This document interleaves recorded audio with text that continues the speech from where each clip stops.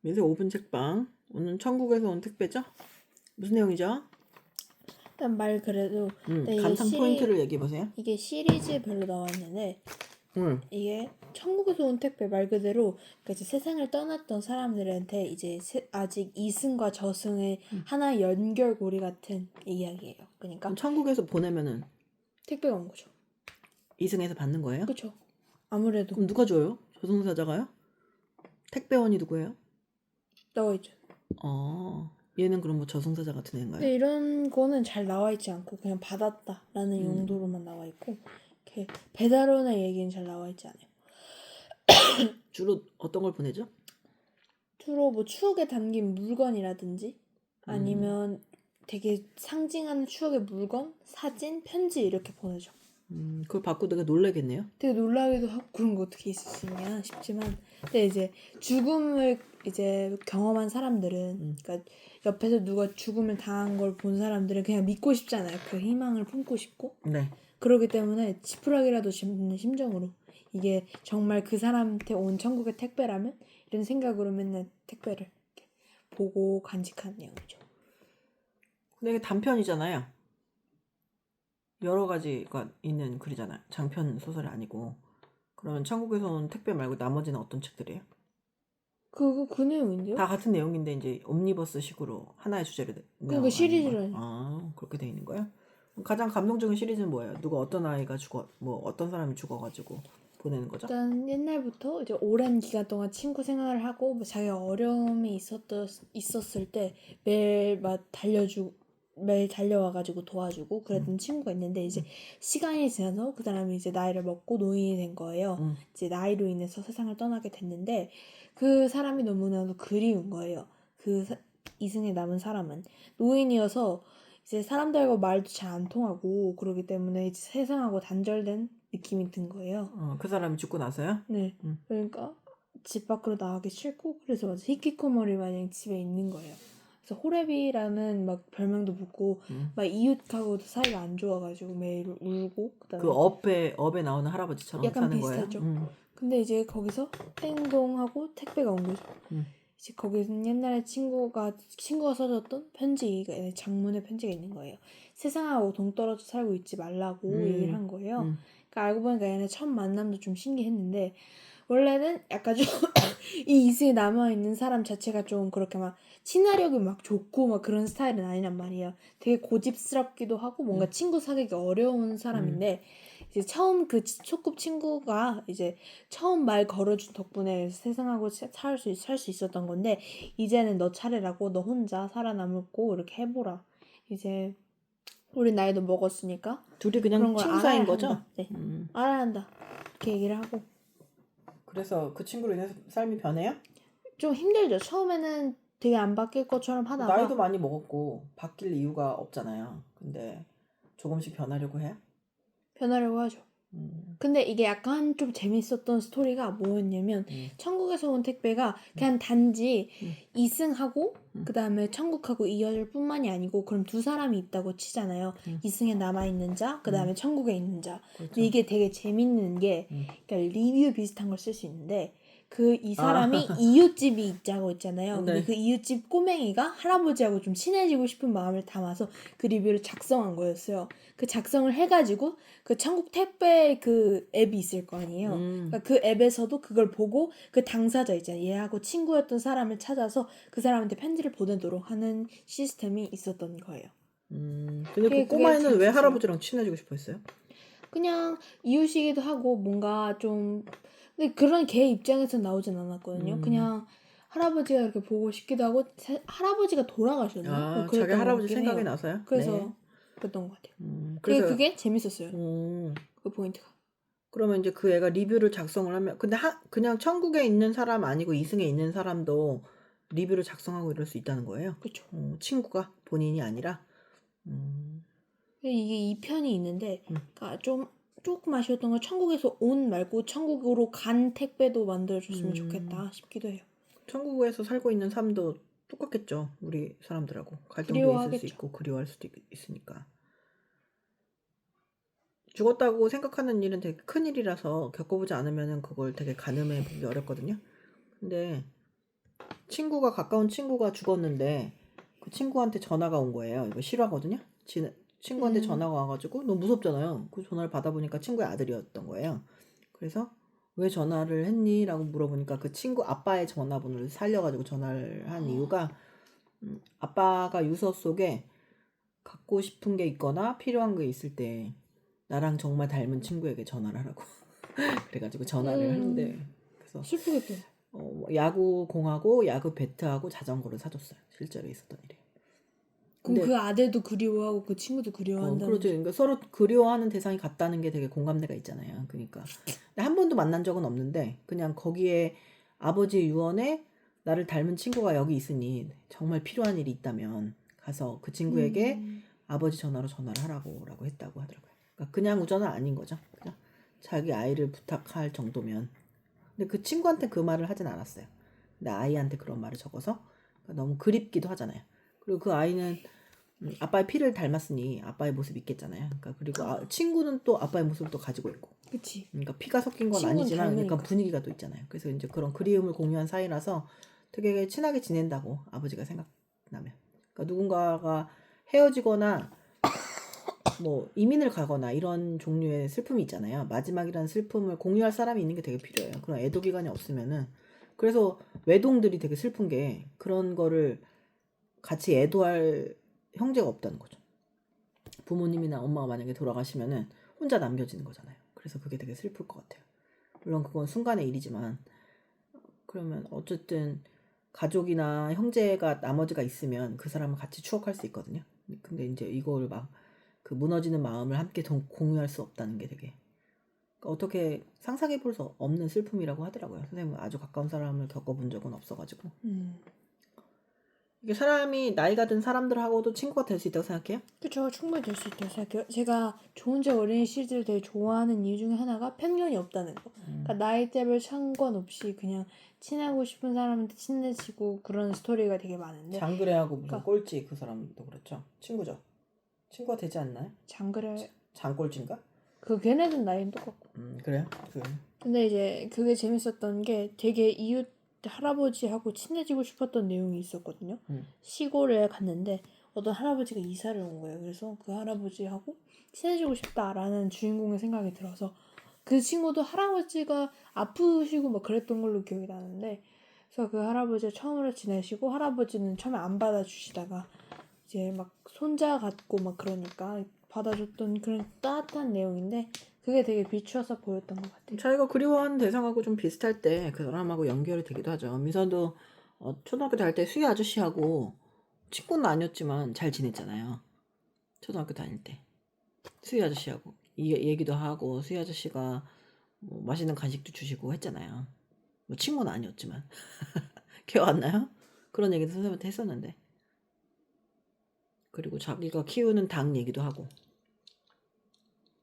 근데 요즘에는 세상이 좀 많이 흉흉해서 그냥 할아버지하고 딸 아이가 같이 친하게 지내는 걸 좋아하는 부모는 없잖아요.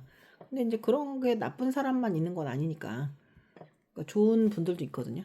좋은 분들하고 서로 얘기를 해보는 거는 되게 뜻깊은 시간인데 이제 요즘 세상이 많이 바뀌어가지고 조심해야 유기할 한다. 수도 있죠. 조심해야 한다고 얘기하는 게 좀 슬픈 일이에요.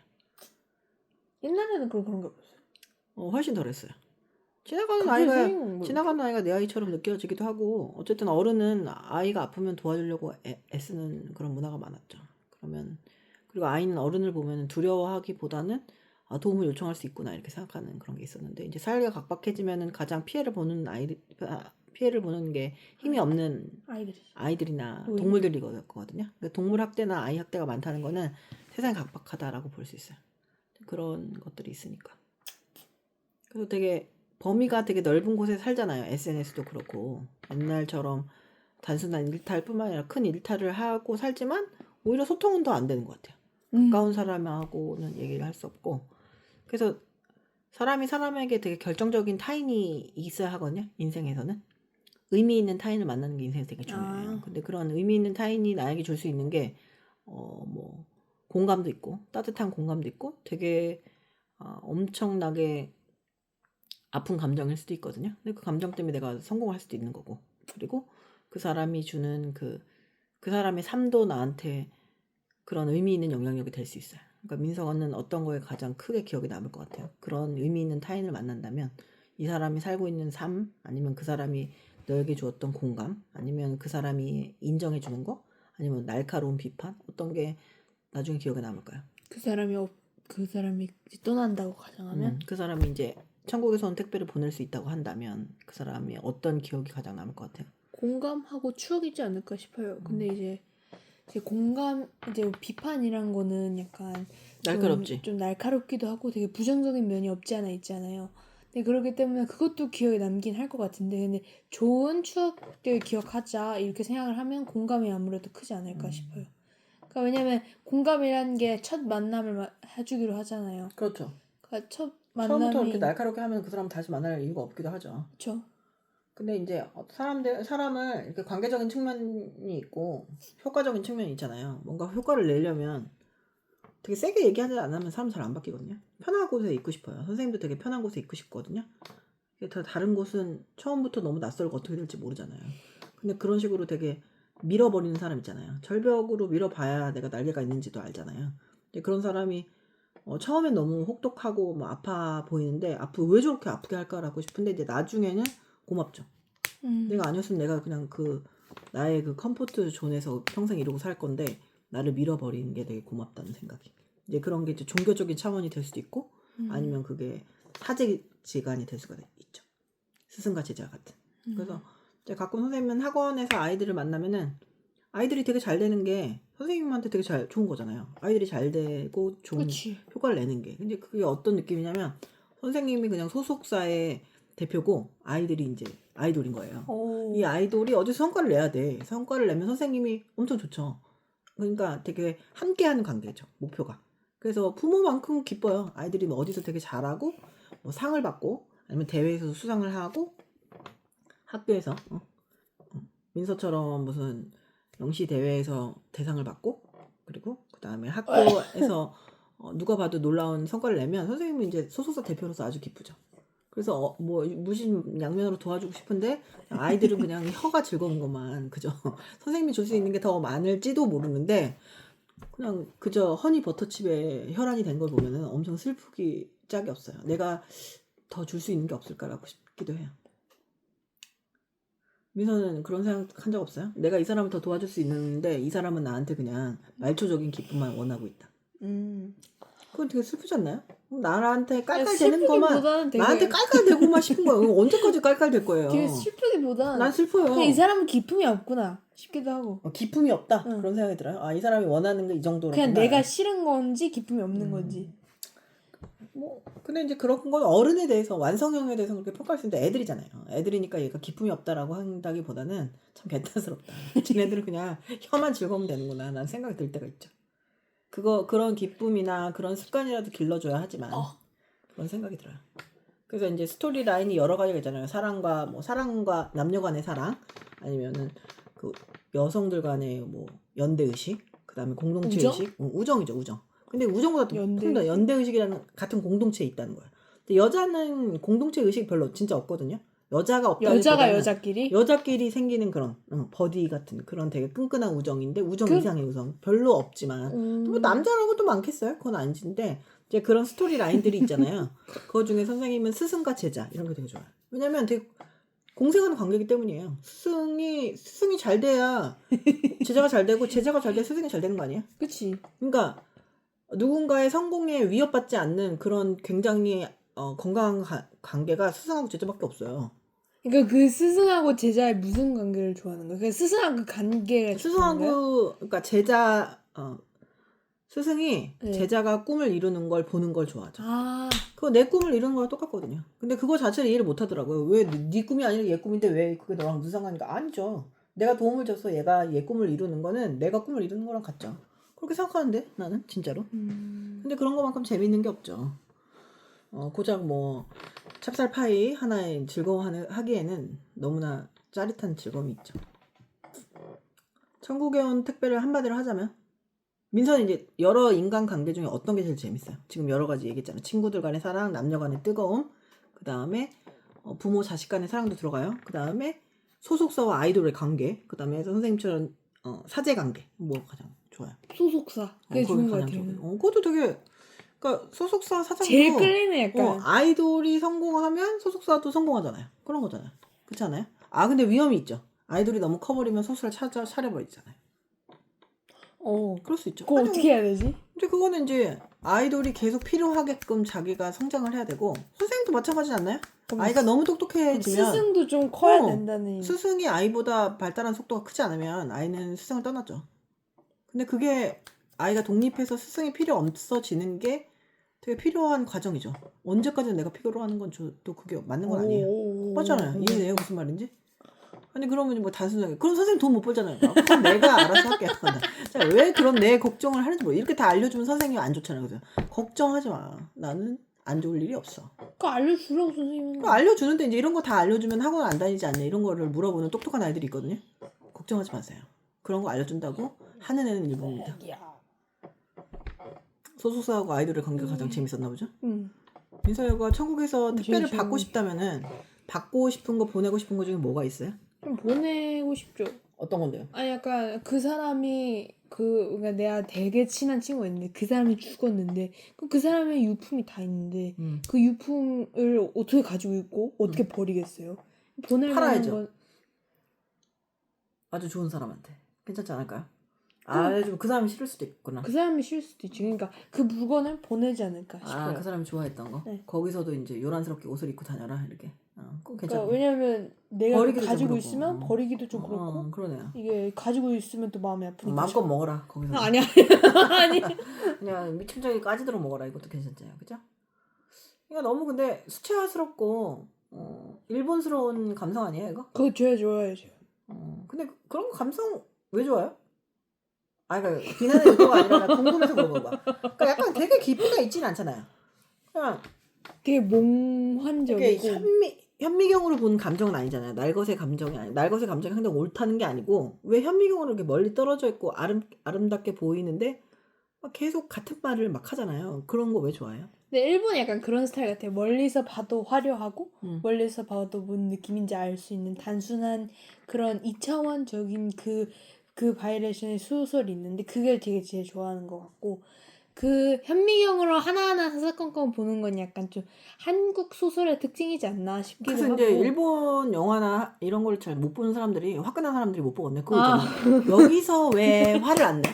여기서 왜 저런 어투로 말을 해 이러잖아. 있을 수 없는 행동을 해. 그러니까 근데 부부 사이에 바람을 폈는데 이제부터 그런 일은 없도록 해. 막 이런 식으로 얘기하고 그게 뭐야? 우리처럼 뜨겁고 정이 많고 한이 많은 우리나라 사람들한테는 그치, 뺨을 때려야지. 이거 뭐 거의 난리 나죠. 막 김치로 막 얼굴 때리고 막 이러는 우리나라는 그런데. 그게 약간 그런 멀리서 떨어져 봐서 약간 안개 낀 것 같은 약간 잠깐 관조하는 거거든요. 그런 스타일이 너무 좋아요. 관여하지 않는다는 건 어떤 식으로 보면 되게 잔인한 것 같아요. 타인의 삶에 전혀 관여하지 않는 거. 그 일본 사람들 잔인하네. 되게 친근함이 한국 사람이 30이면 한 100이거든요. 근데 되게 차가워요. 뭐가 100? 친근함이. 친근함이 100인데 뭐 선생님이 미국이나 캐나다에서 만났을 때 일본 사람들은 정말 따뜻한데 뭔가 차갑다. 그러니까 어떤 면에서는 되게 따뜻한데 어떤 면에서는 차갑다. 그 사람이 얘기할 때는 굉장히 반응을 잘해주고 막 따뜻함이 느껴졌는데 그 따뜻함이 되게 비누 껍데기처럼 너무 비누 이런 것처럼 만질만질 해가지고 실체가 안 느껴졌고 그러니까 흑인 애들은 막 드러나지 않았다? 이렇게 겉으로 말하는 건 없는데 뭔가 되게 따뜻한 게 느껴졌어요. 타인의 삶에 이렇게 끈끈하다고 막 이렇게 느껴지는 거 있잖아요. 근데 저도 약간 그런 친구 사귀고 싶어. 되게 필요할 때 얘가 이렇게 나를 도와준다고? 별 사이도 아닌데 이런 느낌이 있었고 그냥 걔네들은 그냥 일본 애들 그냥 말만 되게 많고 별로 하는 건 없었던 것 같아요. 근데 너무 편견인 거 아니에요? 내가 아는 사람이 뭐 다 있었던 건 아니니까. 근데 그냥 그런 거 있잖아요. 좋은 사람이 되는 거에 목적이 있는 것 같은 느낌이 들었어요.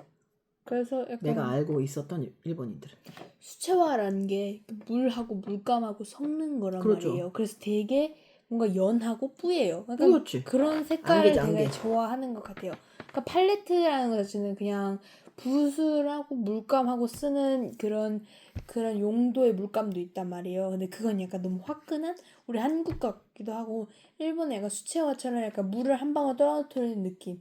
그러니까 이게 겉으로 정말 드러날지 안 드러날지는 그 사람의 선택지에 달려있는 수채화는 진짜 물의 그런 작품이죠. 물이에요, 물.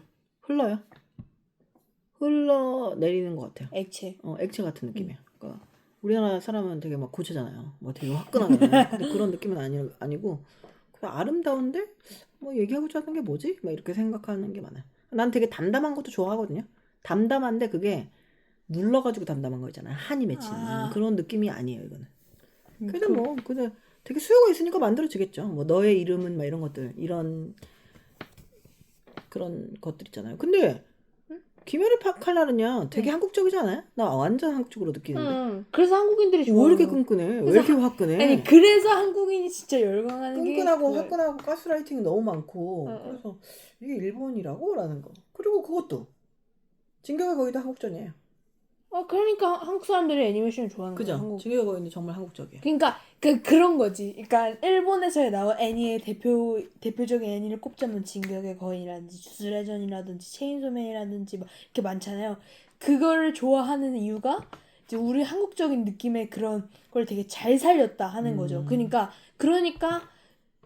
실제로 일본에서 가보면 그렇게 인기 있지 않은 아, 그래요? 작품들도 인기가- 한국 사람들 엄청 좋아해가지고 막 거기 성우들도 막 와가지고 한국말 하고 되게 그런다고 하거든요. 그러니까 되게 화끈한 사람이 일본에서 태어나서 그 애니메이션을 만든 느낌이에요. 한국에서 태어났어야 되는데 그죠? 음. 천국에 온 택배를 한마디로 하자면 천국에서 온 택배 천국으로 가고 싶기도 하다. 천국으로 보내고 싶기도 하다. 보내고 싶은 그럼 이거 택배가 있기도. 그건 뭐야? 평점은요? 5점 만점에 4점. 어떤 사람한테 보내줄 거야? 수채화. 어떤 사람에게 저 읽어보라고 추천해요? 일본 감성을 좋아한다. 일본 감성을 좋아. 일본 감성이란 수채화 느낌의 멀리서 본 내 감정을 좋아하는 사람?